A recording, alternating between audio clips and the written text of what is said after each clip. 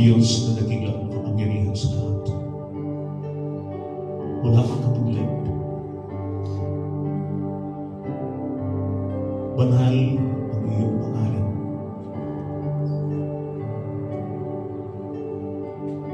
Tunay ang iyong mga salita ay dalisay. Walang kapares. Tunay ang mga pangako mo na iyong inilagot ayon sa iyong mga salita. Ikaw ang tunay na Diyos. Ang Diyos ni Abraham, ang Diyos ni ako, ang Diyos ni Haring David, ang Diyos ng iyong lingkod na si Solomon, at ang Diyos ngayon, noon, at magpakailanman. Ikaw ang aming Diyos na patuloy na gumagawa, kumikilos sa aming mga buhay at sa kabuuan ng iyong iglesia. Salamat. Patuloy kami na nagpupuri, sumasamba sa madalbong pangalan. Marapat at karapat-dapat ipagkaloob sa iyo ang unaming pagkatao sa paglilingkod, sa pagpupuri, sa pagsamba sa iisang Diyos na dakila. Pagpalain niyo po ang mga salita mo, hindi po ang inyong paglingkod at bawat isa sa amin.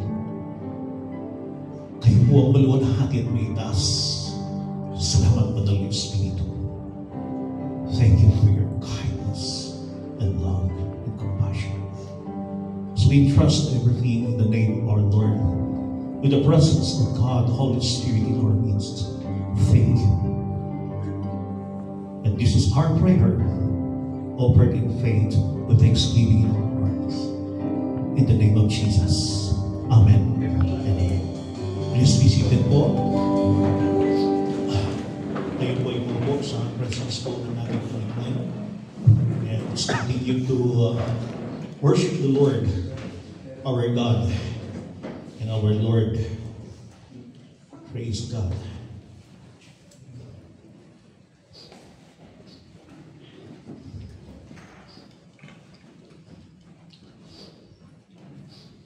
So, purihin ang ating Panginoon at sa umagang ito, napakainam, napakadakila ng ating Panginoon sapagkat muli po tayo ay pinagsama ng ating Panginoon upang patuloy po na purihin at sambahin ang banal na pangalan, dakilang pangalan ng ating Panginoon.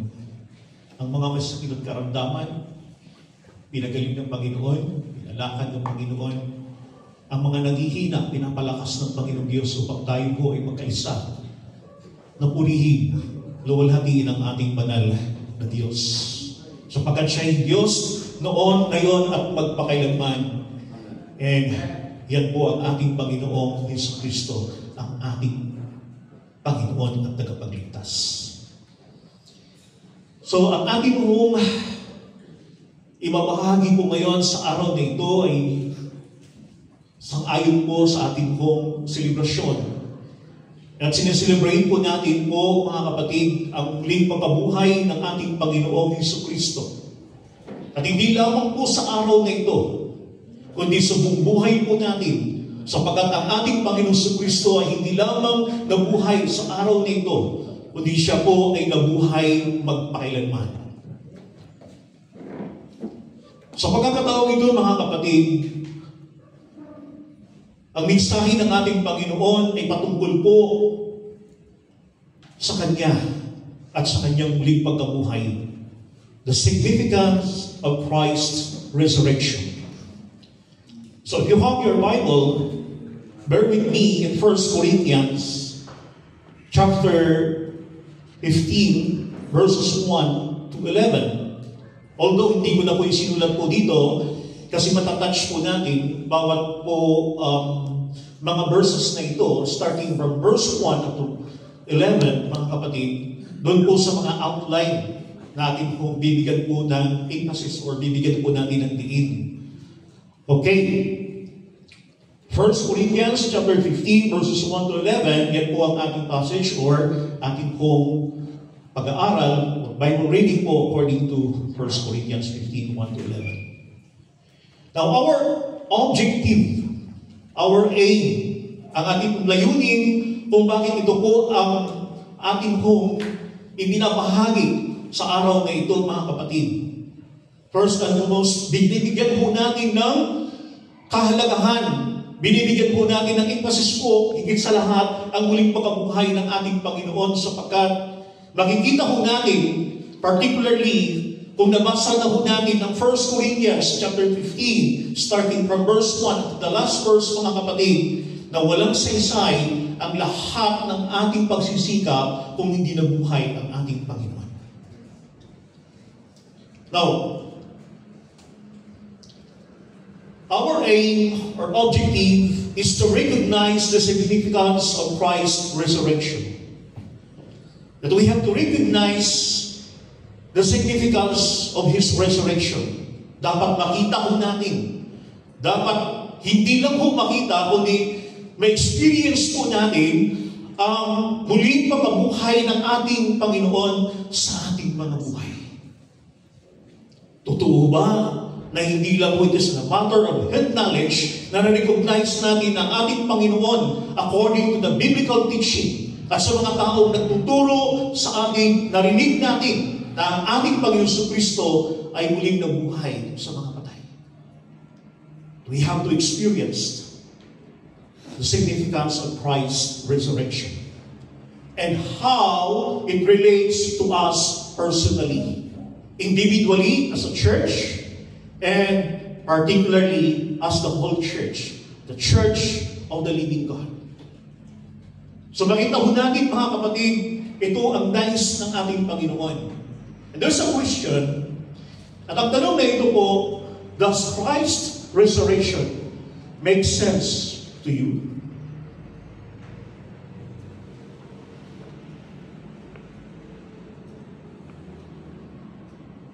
Nagbibigay ba ito ng katuturan? Nagbibigay ba ito ng kahalagahan para sa ating bilang mga lingkod ng Panginoon, bilang mga anak niya? At gayon na lamang po yung excitement natin dahil nga ho, mga kapatid, ito yung araw na kung saan siniselebrate natin ang pagkabuhay ng ating Panginoon at dito natin nakikita na ang kabuuan ng salita ng Diyos from Old Testament up to the New Testament, kung hindi na muli ng buhay ang ating Panginoon, walang saysay, walang kwenta ang ating pananampalataya. So praise God.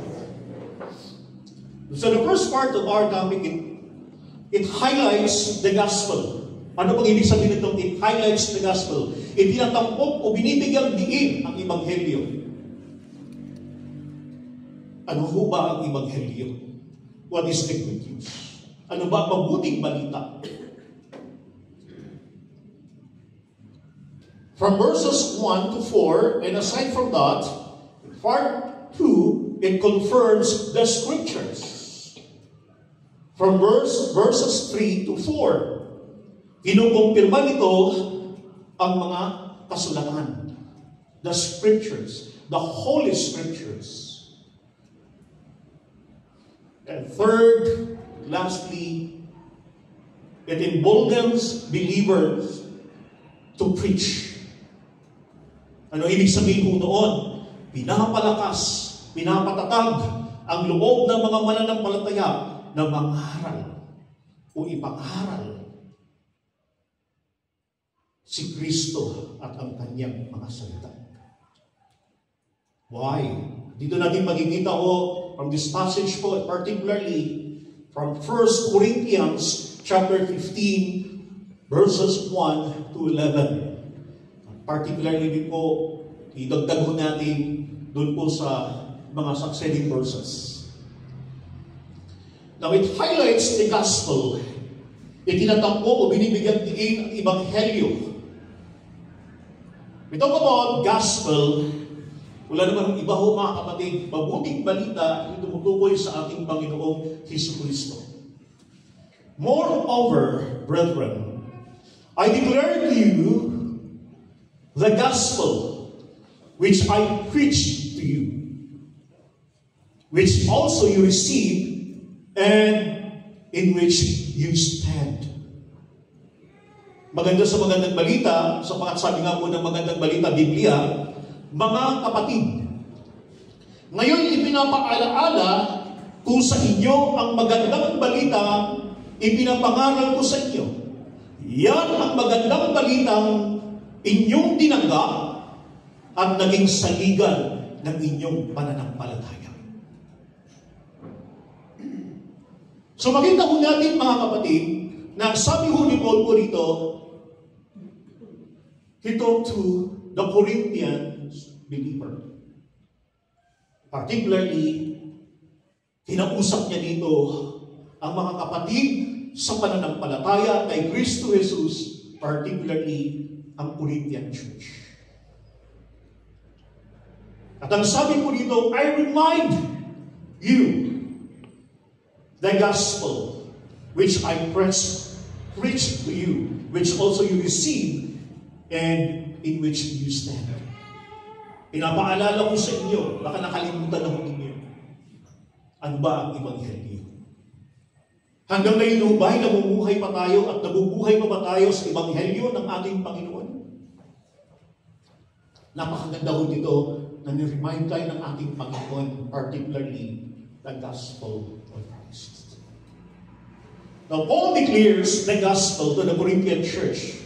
The very same gospel he had already preached to them.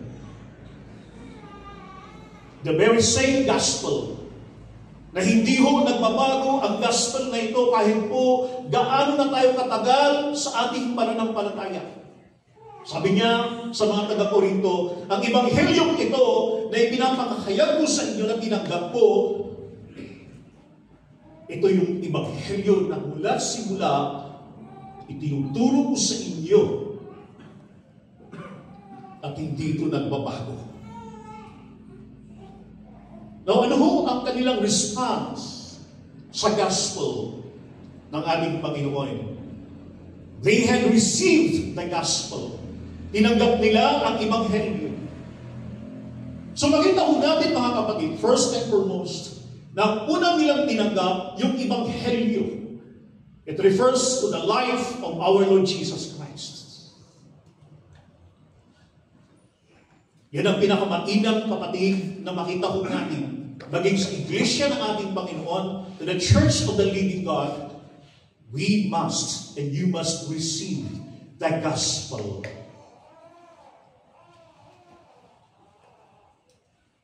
And aside from they received the gospel, they stood in the gospel. Pinaninindigan ito. Hindi lang ito pinakahawakan, inanindigan nila ito ng Corinthians, and they firmly adhered to it. Anong ibig sabihin nito, mga kapatid?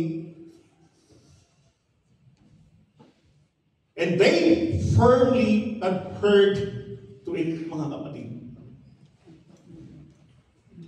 Sa mga tuwing ipinakikita ko dito na nandoon ang kanilang sa puso ng pagsunod sa Ebanghelyo ng ating Panginoon.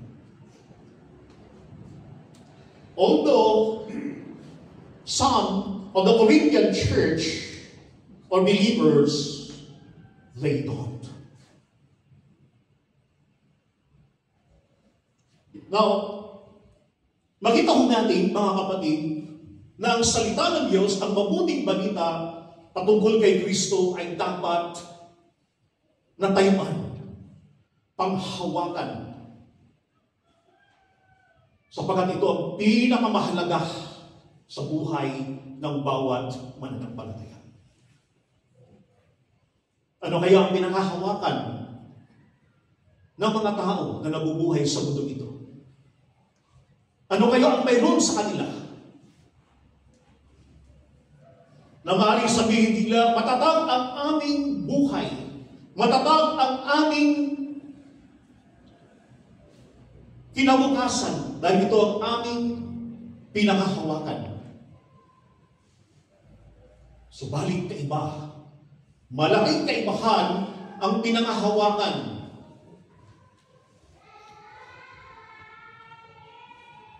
ng mga anak ng Diyos. Walang iba kundi ang Ebanghelyo, the gospel of Christ. Now, by the gospel, you are saved. Yan nga ho, sabi po rito ng verse 2. By which also you are saved, if you hold fast the word which I preached to you, unless you believed in vain. Tinignan ko po ito sa New Living Translation. Sabi ko dito, it is this good news that saves you. If you continue to believe the message I told you. Unless, of course, you believe something that was never true in the first place.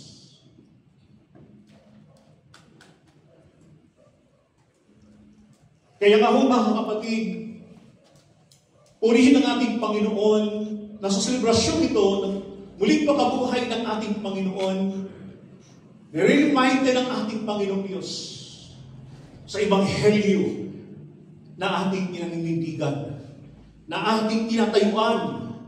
Walang iba kundi ang ating Panginoong Jesucristo.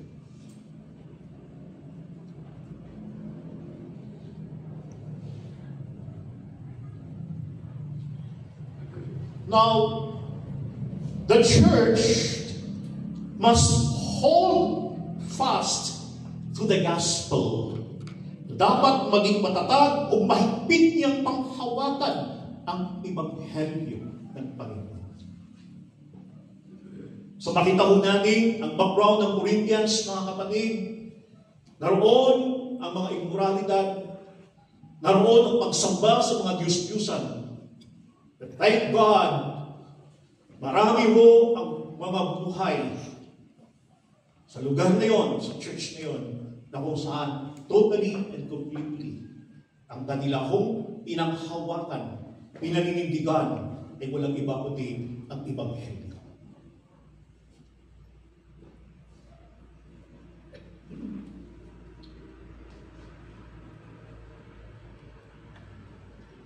Let's continue. They must hold fast to the gospel. The gospel about Jesus Christ will save us if we continue to believe it and faithfully follow. Faithfully.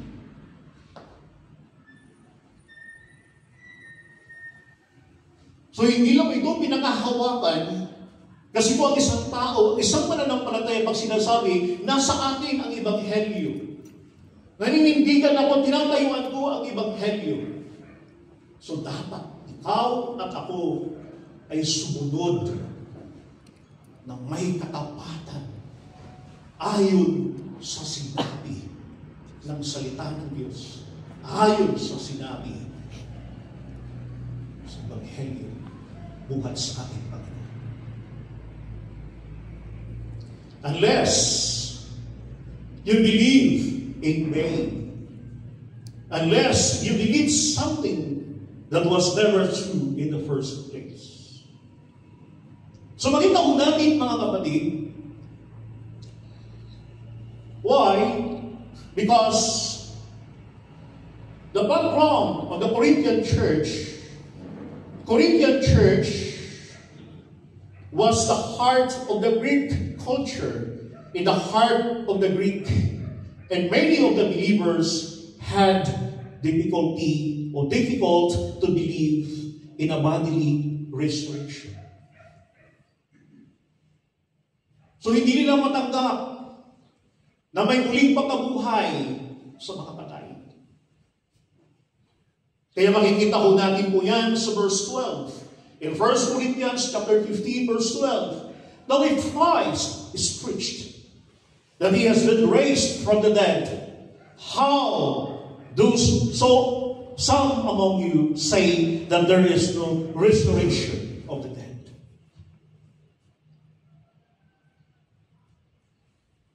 Wala ho ba tayong agam-agam na sa loob ng iglesia ito, buo ang ating pananampalataya na ang ating Panginoong Kristo, siya ay buhay na magmuli sa mga patay. Ang Diyos na aming pinupuri at sinasamba sa church na ito, na nagmamay-ari ng great Lord of Redemption, Yeshua. He is alive forevermore. Siya'y buhay, mga kapatid. May naalala ko, matagal na panahon na ginugol ko rin po nung ako pa'y binata na pumupunta sa mga lugar na hindi ko po alam. Hindi ko alam kung ano ang mangyari sa akin. Sapagkat ang hawak ko lang po ay pamasahe. One time, mga kapatid, nung assign ako sa lugar po na kung saan doon ako church plan. Ang ginawa ko po, umuwi muna ako sa amin. Sa halip na tumuloy ako doon, umuwi muna ako at parang ipag-pray ang aking family. Sa pagkakataon na yun, mga kapatid, nadatnan ko ang aking pamilya na ang nanay ko, siya po ay bedridden dahil nga po nagkasakit, payat na payat. Dahil nga po, mga kapatid, mataas ang kanyang blood sugar.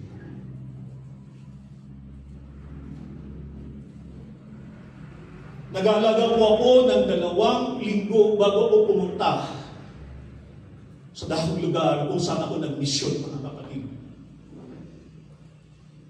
At pagkalipas po ng ilang buwan, sumunod ang 2 misyonero na naging kasama ko po sa dahong lugar na yaon.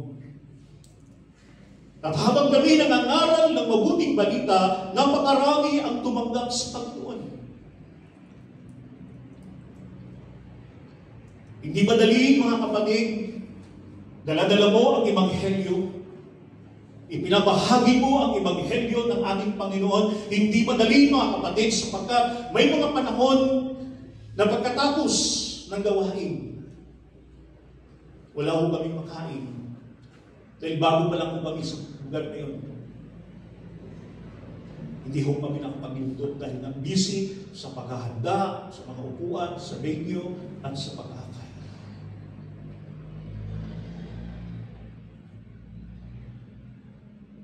Alam niyo po, mga kapatid, grabe ang saludo ko doon sa kasama ko. 2 sila. Sa isang kong kasama, saludo ko dahil pinangahawatan niya ang gospel ng aking Panginoon. But, alam niyo ba, mga kapatid, nagulat ako. Nung magkaroon ako ng cellphone na pwede na akong mag-wifi, tingnan ko po sa Facebook, mga kapatid, ang kasama ko sa mission na yon, bumalik sa dating gawin at bumalik sa dating niyang paniniwala.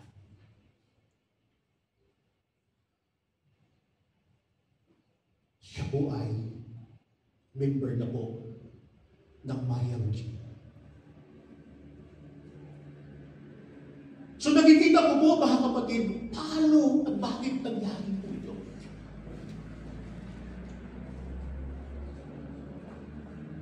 Nawa po, mga kapatid, na hindi rin po ito mangyari sa church.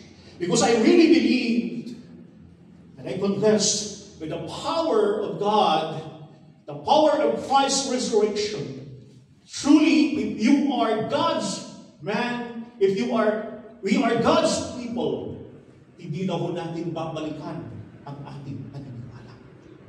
Ang dating paniniwala natin.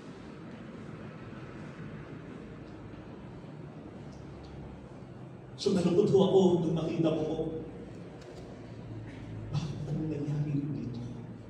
Unless you believe in rain, unless you believe something that was never true in the first place. And the prayer of the church, our prayer, Ang panalangin po, mga kapatid, bawat isa sa atin ay matatag na panghawakan, manindigan sa Ebanghelyo ng ating Panginoon.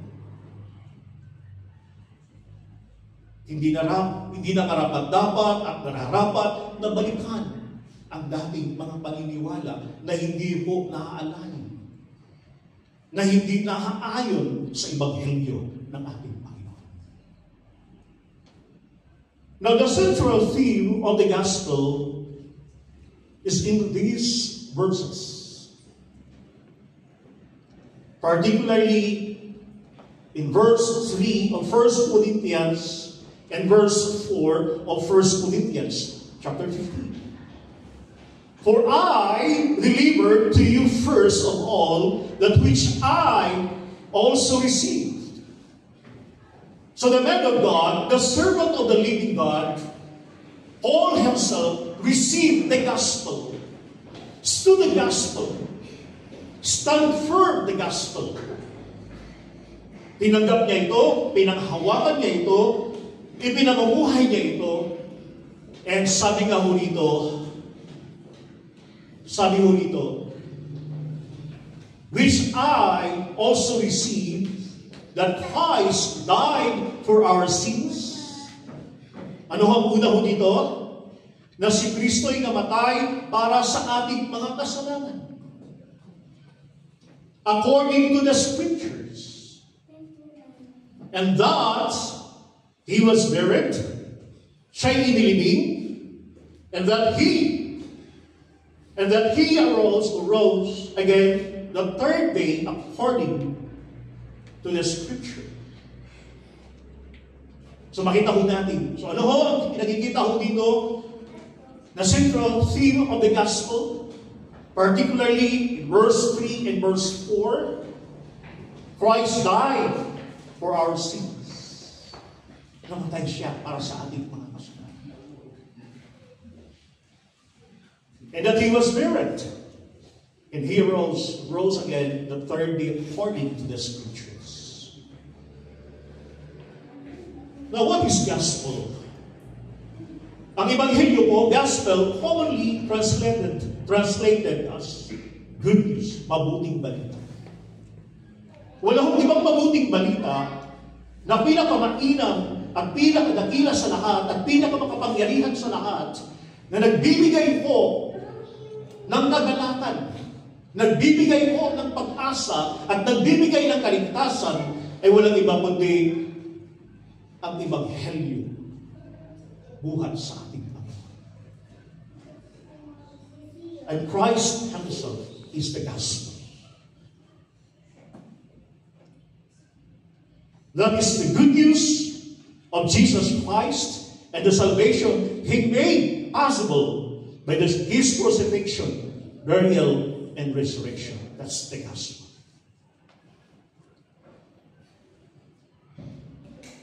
Apart from the gospel, there is no salvation.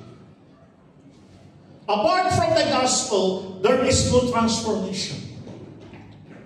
Apart from the gospel, there is no victory. And apart from the gospel of Christ, there is no unity.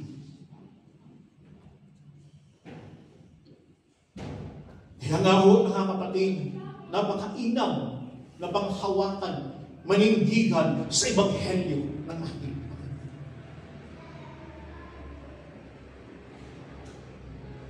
So bilang maglingkod ng Panginoon, sabi nga ho, mga kapatid, tayo ho ay nag-house to house, nagbabahagi ng mabuting balita, nagkakandak po ng pagtuturo, ng pag-aaral sa salita ng ating Panginoon, at dala-dala po natin ang Ebanghelyo nito. Sapagkat nasa ating puso, hindi lamang po nasa ating isipan.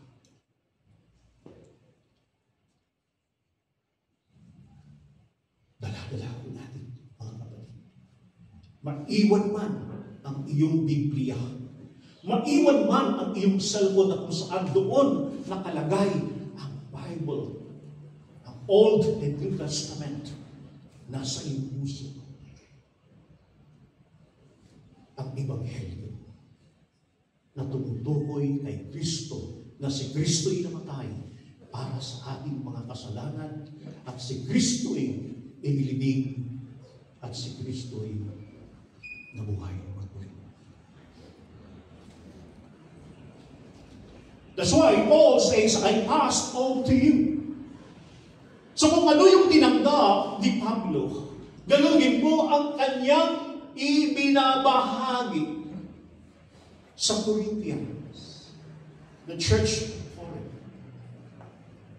Ganun din po sa atin bilang mga lingkod at mananampalataya, bilang mga anak ng Diyos, kung ano yung tinanggap natin ng Ebanghelyo na tumutukoy kay Kristo Jesus, yan din po ang ating ibabahagi sa kanila.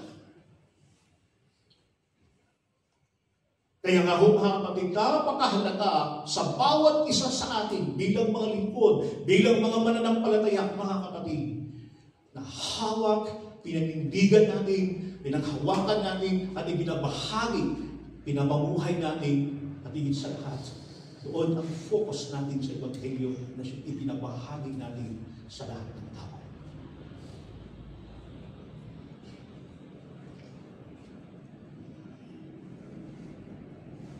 Christ died for our sins. Christ was buried. Christ rose again on the third day. Now, second part, it confirms the Scriptures. Nabanggit na ho kanina, pero hindi po natin binigyan ho ng diin kasi we are talking about it confirms the Scriptures. Ano ibig sabihin ho nito? Kinukumpirma nito ang mga kasulatan.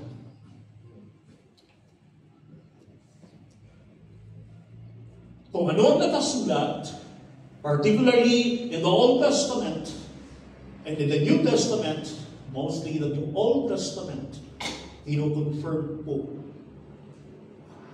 sa pamamagitan ng muling pagkabuhay ng ating Panginoon.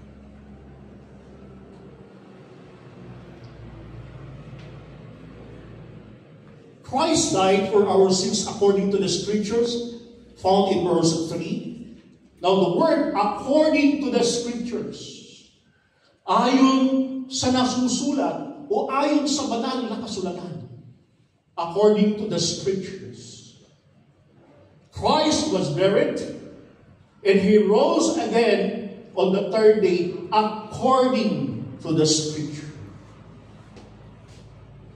And the word Scripture, banal na kasulatan, o mga banal na kasulatan, graph,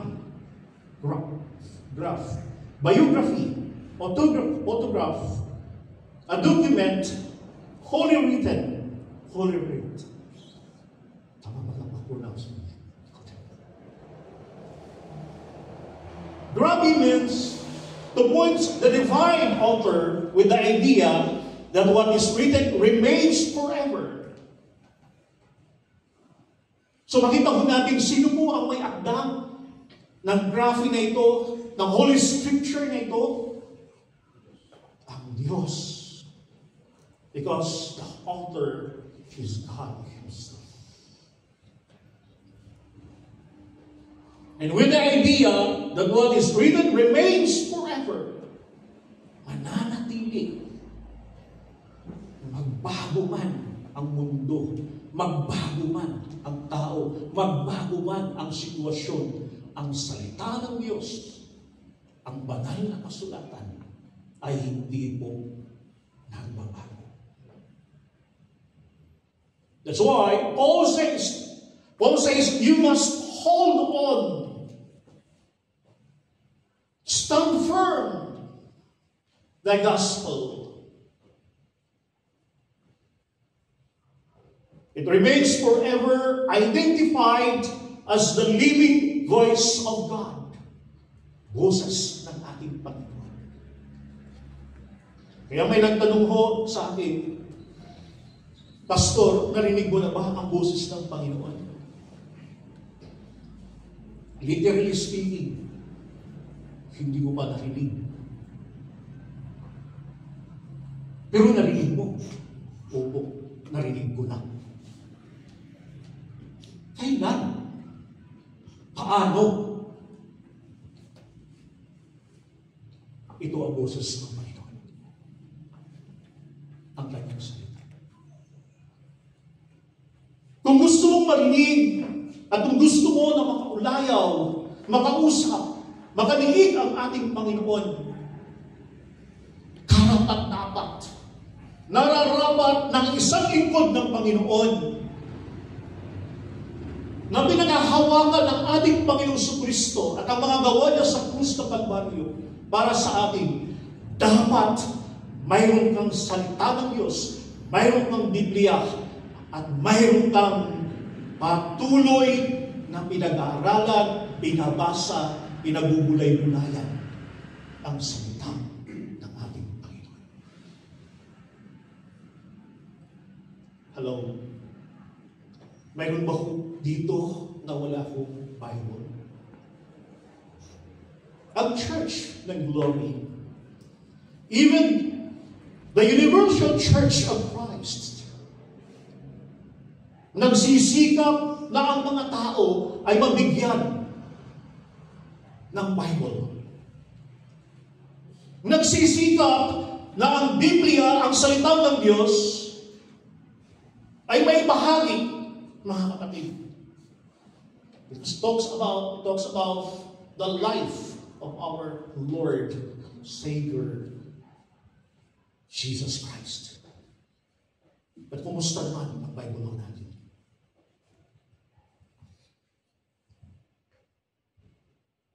Honest to goodness, kumusta po?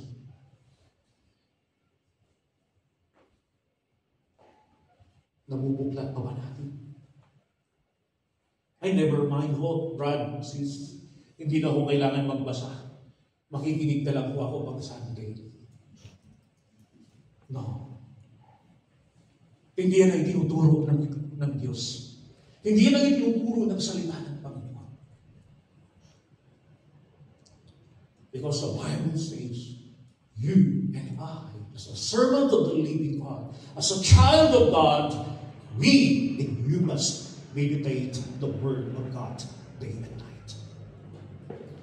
You must read the Bible.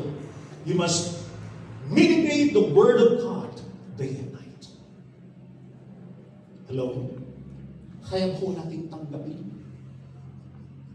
Hindi na tayo kakanta ng hindi ko kayang tanggapin. Karapat-dapat at nararapat. And we're not talking about yung kabuuan ng Iglesia, but I am talking about individually. As a church, bawat isa.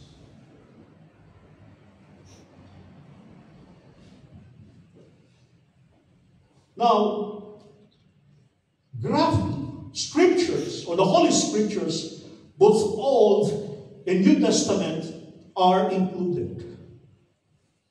Found in 2 Peter chapter 3, verses 15 to 16.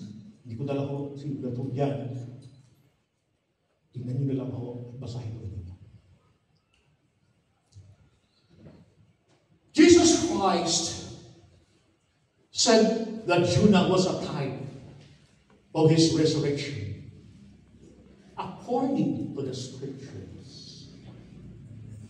In Matthew chapter 12, verse 40, for as Jonah was 3 days and 3 nights in the belly of the great fish, so will the Son of Man be 3 days and 3 nights in the heart of the earth. So Jesus Christ said that Jonah was a type of his resurrection.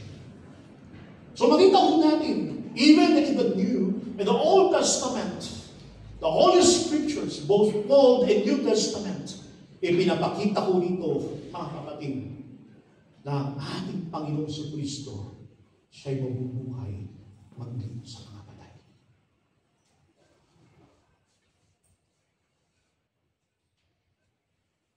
He is our blessed hope.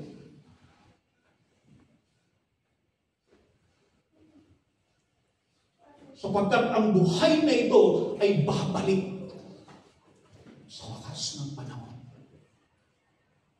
Pero kung hindi ho natin pinaniniwalaan, pinaninindigan ang ebanghelyo ng ating Panginoon, particularly the resurrection, the risen Christ, ano ang pag-asa natin? Umaasa tayo sa walang babalik. Umaasa tayo sa walang uuha ko sa atin. Umaasa tayo sa walang sasalubong sa atin.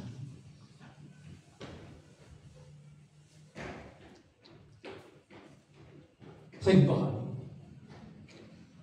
Paul proclaimed the Old Testament predictions concerning the resurrection of Christ. Aside from Christ himself and the servant of the living God, Paul proclaimed the Old Testament prediction concerning the resurrection of Christ. In Acts chapter 13, starting from verses 33 and the following verses.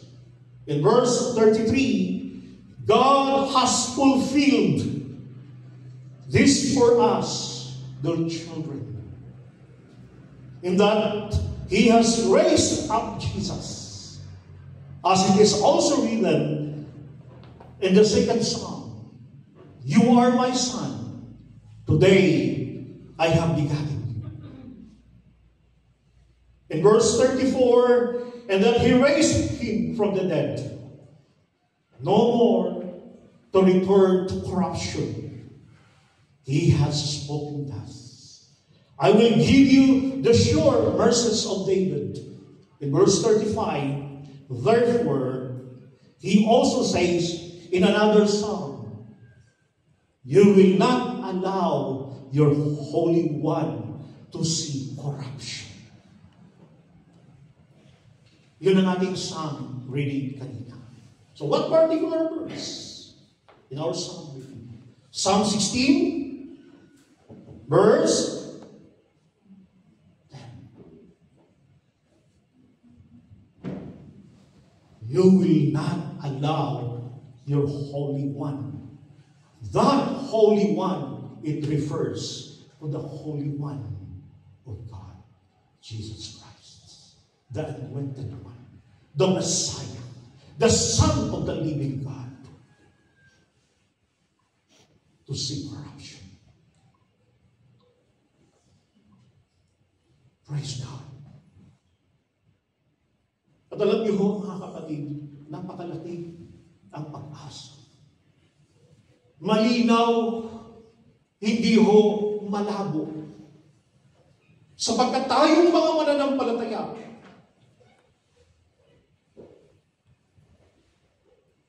particularly kapag tayo ho ay umanaw na, ang resurrection ng ating Panginoon, the significance, the power of Christ's resurrection. Alam niyo ho, mga kapatid, malaking dating ito. Napakalaki ang dating ito sa atin. Sapagkat kung hindi nabuhay ang ating Panginoon, hindi rin tayo bubuhay sa mga patay. Mula sa mga patay. That's why Paul says in Philippians chapter 1, verse 21, "For to me to live is Christ, and to die is gain." Sa mabuhay ako, pakinabang, dahil ang buhay ko ay naikumit ko na sa Panginoon, dahil ang buhay ko ay pinanghawakan, pinaninindigan ko ang ebanghelyo ng Panginoon, si Kristo. Pakinabang ito sapagkat habang ako'y nabubuhay, pinapahayag ko ang mabuting balita. Ngunit kung ako man ay pumanaw, mamamatay. Sabi ko ni Paul, "For to me, to live is Christ, and to die is gain." Pakinabang pa rin sa atin. You know why, mga kapatid? kung paano binuhay ang ating Panginoong Kristo mula sa mga patay. Gayon din ang bawat isa sa atin na totoo, tunay na nananampalataya, nananalig sa ating Panginoong Kristo, truly receive Christ as Lord and Savior of our life, of your life. Bubuhayin ng ating Panginoon sa mga huli araw. Kaya nga sa mga mananampalataya, hindi niya ikinakatakot ang kamatayan. Sapagkat alam niya na pansamantala siya na matutulog. Sleep ang tinatawag mo diyan sa 1 Thessalonians. Natutulog sapagkat siya'y bubuhay ng ating Panginoon. At hindi lamang bubuhay ng Panginoon from corruption to incorruption. Bibigyan ng maluwalhating katawan ng Panginoon ang sinumang nasa Kanya.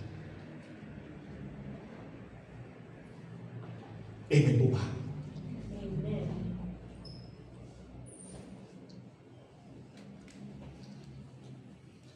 Now the third part, it emboldens believer to preach. What does it mean? Emboldens believers to preach. Mga kapatid. The word emboldens, it means to give courage to do something. To do courage to do something. Pinapalakas niya ang loob ng mga mananampalataya. At bakit kailangan palakasin ang loob ng mga mananampalataya?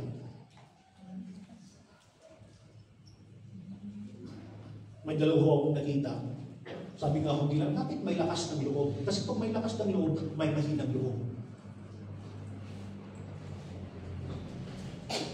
Bakit hindi po hanggang ngayon ay hindi mo ba naipangaral si Kristo? Hindi mo ba naibahagi si Kristo? And then sinabi mo, I am a true believer of Jesus Christ. I am a true Christian, believing Christ.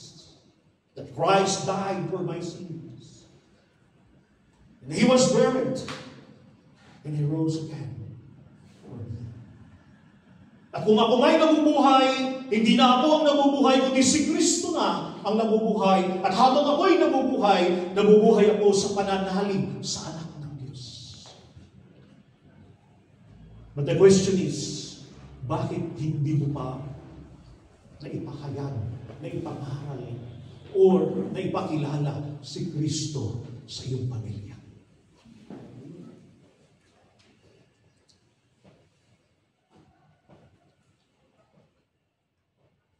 Ang muling pagkabuhay ng ating Panginoong Kristo, hindi lamang nagre-remind sa Corinthian Church, kundi nire-remind ang bawat isa sa ating mga kapatid sa mga nararapat na gawin ng bawat isa sa atin. Particularly, you have to preach Christ.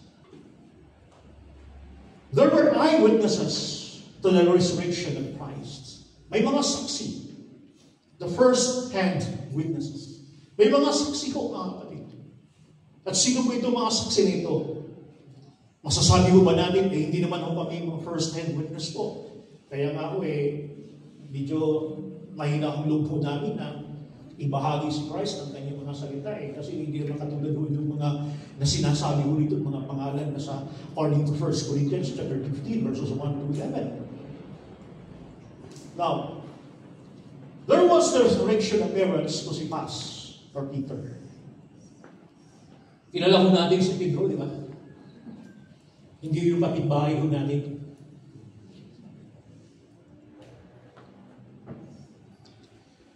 Sabi ko dito, si Pas or Peter, there was an appearance to the 12. But first, tingnan ho natin si Peter, mga kapatid. Peter, as a disciple of Christ, follower of Christ, before the resurrection of Jesus Christ, Peter had failed the Lord miserably. Why? He denied Jesus 3 times. He denied Jesus 3 times. Sinusundan niya. Sumusunod siya sa ating Panginoon. Nung may nakakita mo sa kanya, ikaw ba? Ikaw ay alagad ng Panginoon. Isa ka sa alagad ng Panginoon. Kasama. Dinidinay ko niya ang Panginoon sa Kristo. Ang hindi pagbabahagi ng mabuting balita. Ang pananatili na manahimik at komportable na sasabihin ho natin, never mind. Dahil nga po, darating ang takdang panahon na ang salita ng Diyos ay may bahagi sa loob ng tahanan. Sa tahanan ko, sa pamilya ko, sa mga kamag-anak ko. Darating ang panahon, natutugunin ako sa aking mga panalangin na may darating na mga misyonero. Mga kapatid, you are a believer of Christ. Ikaw ang misyonero. Ikaw ang magbabahagi. Sabi niyo po sa katabi mo, ikaw ang magbabahagi.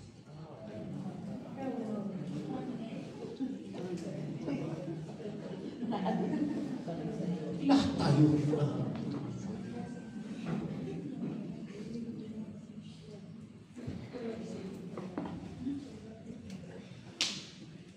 But after Christ's appearance to him, his resurrection himself, he was a strong witness for Christ and His Word. At makikita din po natin yan in the book of Acts. So makita po natin na matatag, matibay ang lingkod na ito.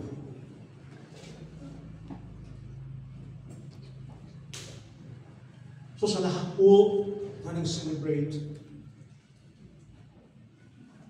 at patuloy na kinikilala, pinanghawakan ang muling makabuhay ng Panginoon, may pinapagawa Diyos. Hindi lang tayo makiisa sa kainan mamaya, sa handaan. Hindi lang tayo magluluto.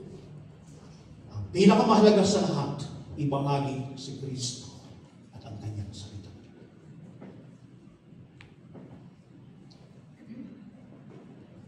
There was an appearance to the 12. In verse 5, and that he was seen by Cephas and by the 12. By the 12.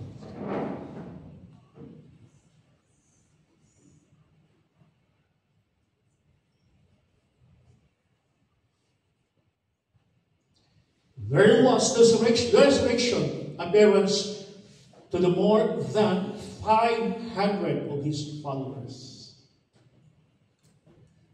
Bakit kaya? Paulit-ulit na ginagawa ng Panginoon ito.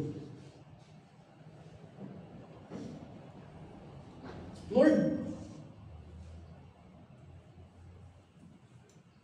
kasi sabi nga ho ng tao, may masabihan. One word is enough for a wise man. Lord, wise po ako. Kung wise ka, kung wise tayo, bakit hindi mo naipahayag at naibahagi ang salita ng Diyos?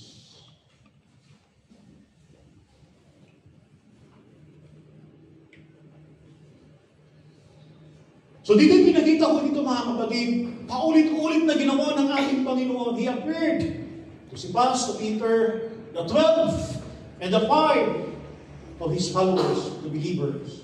And after that, he was seen by over 500 brethren at once, of whom the greater part remain to the present, but some have lost. And there was an appearance to James, the Lord's brother. And I do believe, bakit? James here is the author of the book of James, right after the book of Hebrews.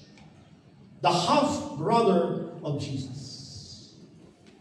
James, my brother, mayroon kang responsibilidad sa pamilya natin. Mayroon kang responsibilidad sa biological family natin. And your responsibility is to preach the gospel, to preach particularly Christ. So ang mga naka-experience, mga kapatid, ng resurrection ng ating Panginoon,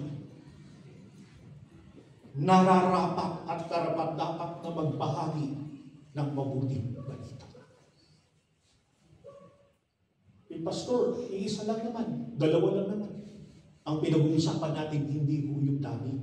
Ang pinag-uusapan natin yung pagsunod, yung pagpapahayag.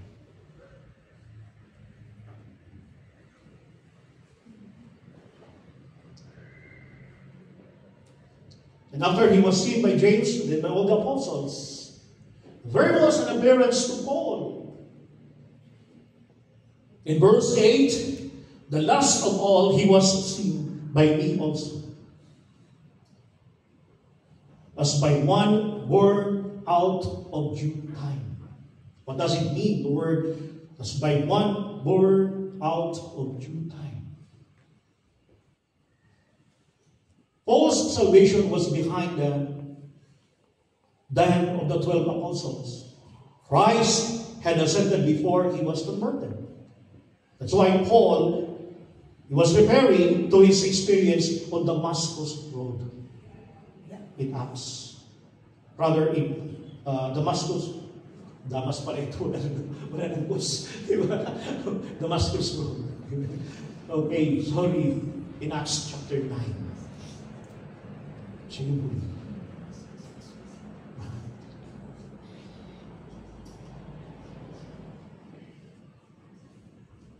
Paul said, I am the least of the apostles. I am not worthy to be called an apostle because I persecuted the church of God.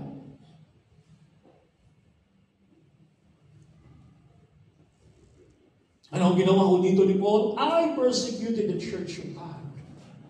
Ngunit ano ho ang na-experience niya? Na-experience niya ang grasya ng Diyos. Na-experience niya ang kapangyarihan ng Diyos. The resurrection power of the living Christ.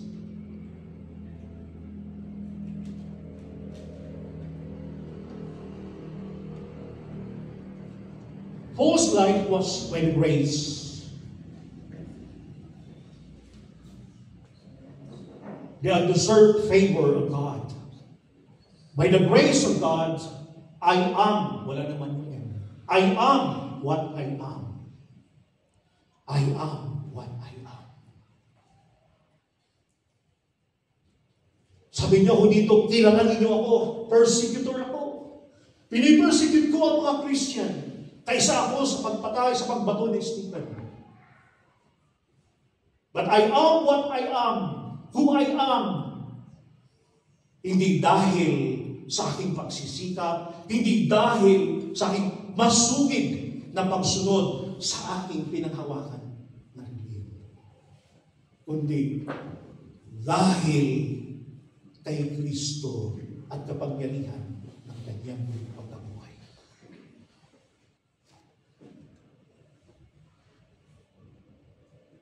And His grace, for I am the least of the apostles, who am not worthy to be called an apostle, because I persecuted the church of God. But in verse 10, but the grace of God, I am what I am, and His grace toward me was not in vain. But I labored more abundantly than they all, yet not I, but the grace of God which was in me, or with me. Grasya ng Panginoon. So pag sinabing grasya ng ating Panginoon, hindi ito sa ating sariling kagalingan. Dahil kilala ho tayo, dahil marami ho tayo mga natutunan at alam sa salita ng Panginoon, kundi dahil sa grasya ng Panginoon. It refers to the unmerited favor of God. It refers to the strength of God. It refers to the health of the living God in the life of the believer. Of the believer. Because of Christ's resurrection, they preach the gospel with courage and without fear. Have you observed ang mga disipulo ng mga time na hindi pa po na-experience nila ang muling pakabuhay ng Panginoon? Right after namatay ang ating Panginoon, inilibing nila doon sa tomb na kung saan nakapilit dito, malaking tato. Ano ang ginawa nila? Nagtatago sila sa loob ng isang room. Nagtatago sila. Right after we experience the resurrection power of Christ, they preach the gospel with courage, with boldness, without fear. That's why sabi nga po rito, therefore, whether it was I or they, so we preach and so we believe. Trabaho natin ang magpahayag ng salita ng Diyos. Ang trabaho ng Diyos ay ang pag-transform, pagligtas sa ating binabahaginan ng Ebanghelyo. Hindi natin trabaho ang magbago sa kanila. Hindi natin trabaho ang magligtas sa kanila. Ang trabaho natin na tinutukoy ho dito at paulit-ulit na tinutukoy ho dito, preach Christ. Preach the gospel with eagerness, with boldness. Yan ang trabaho ng church. Therefore, Christ's resurrection highlighted the gospel, confirms scriptures, and emboldens all believers to stand and to preach the gospel of Christ. And above number one, highlighted the gospel. It highlights the gospel. Second is, it confirms scriptures. And third is, it emboldens all believers to preach the gospel of Christ. Tahimik na lang. Aming Diyos na dakilang makapangyarihan sa lahat, maraming salamat. Likewise, your servant Paul remind the church of Corinth, as we also reminded by your word.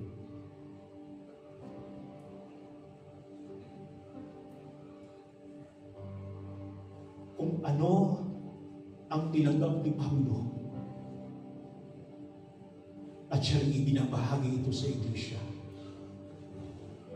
ng Korinto, na siyang pinangahawakan, pinalinindigan ng iglesia ng Korinto. Ganon din po sa bawat isa sa atin. We are the church of the living God.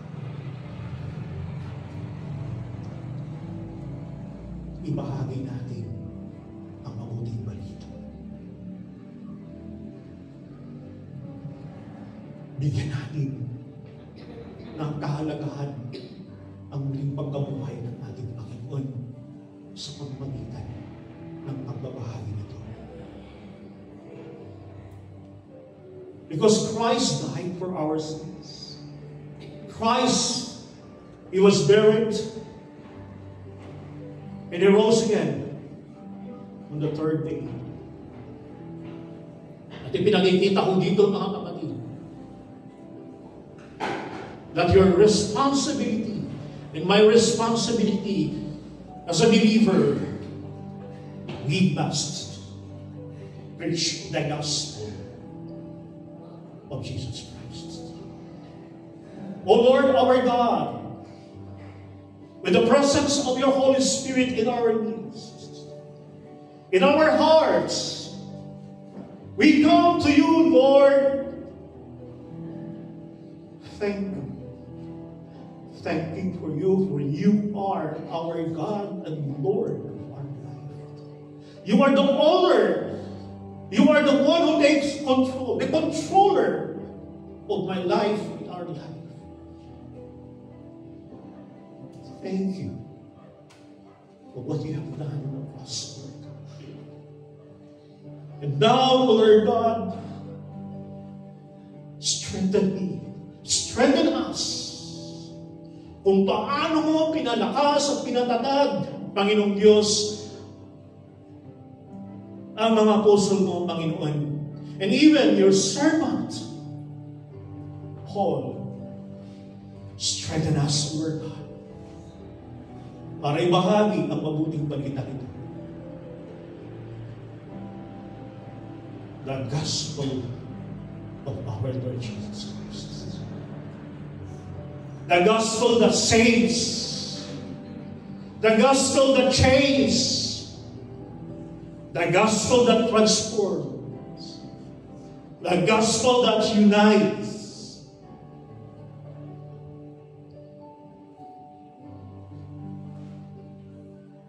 Thank you so much, Lord. This is our prayer offered to my Lord, my Savior, the risen Savior and Lord of my life. In the name of Jesus Christ, with the presence of the Holy Spirit. And everybody say, Amen.